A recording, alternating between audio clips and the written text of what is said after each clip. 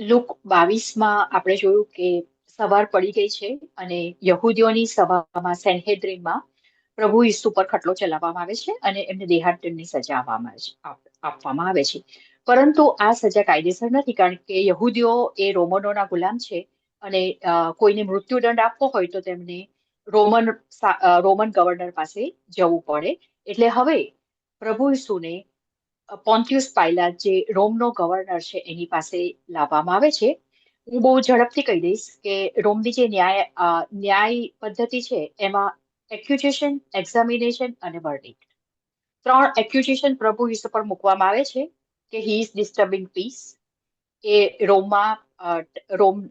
રોમ સરકારનો ટેક્સ ભરવાની ના પાડે છે, અને ત્રીજું કે એ પોતે મસીહા હોવાનો ક્લેમ કરે છે, યહૂદીઓનો રાજા હોવાનો ક્લેમ કરે છે. આ 3 મૂકવામાં આવે છે. પિલાત તપાસ કરે છે, થોડા પ્રશ્ન પૂછે છે, અને પિલાતને એવું લાગે છે આમાં કઈ દમ નથી, એટલે એ પ્રભુ ઈસુને પૂછે છે. તો પ્રભુ એને ત્યારે પ્રશ્ન પૂછતા એને ખબર પડે છે કે પ્રભુ ઈસુ ગાલિલના છે. એટલે એને તરત યાદ આવે છે. અહીંયા આપણે જોઈએ છે કે દરેક ન્યાયાધીશોનું, ગવર્નરોનું જ્યુરિસ્ડિક્શન હોય છે, અને ગાલિલી એ હેરોદનું જ્યુરિડિક્શન છે. આ હેરોદ ધ ગ્રેટ એનો દીકરો છે, અને એનું નામ છે હેરોદ એન્ટિપસ. આ એ જ હેરોદ છે જેણે જોન બાપ્તિસ્માને બિહેડેડ કર્યો છે. આ એ જ હેરોદ છે જેને સત્ય જોડે કોઈ લેવા દેવા નથી, કે સત્ય શોધવાનો એ પ્રયત્ન કરતો નથી. એટલે જ્યારે પ્રભુ ઈસુને હવે હેરોદ પાસે મોકલી આપવામાં આવે છે, એટલે હેરોદ એની પાસે લઈ આવવામાં આવે છે, અને હેરોદ એની બહુ જ ખુશ થઈ જાય છે, કારણ કે એને પ્રભુ ઈસુ વિશે સાંભળ્યું હતું.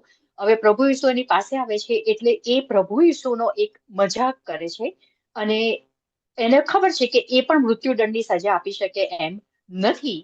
એટલે એને પ્રભુ ઈસુને પાછા મોકલવાના છે, પરંતુ પાછા મોકલતા પહેલા એ પ્રભુ ઈસુ પર બહુ કિંમતી જાંબુડી રંગનો રાજાઓ પહેરે એવો જબ્બો પ્રભુ ઈસુને પહેરાવે છે, કારણ કે પ્રભુ ઈસુ એવું કહે છે કે હું યહૂદીઓનો રાજા છું.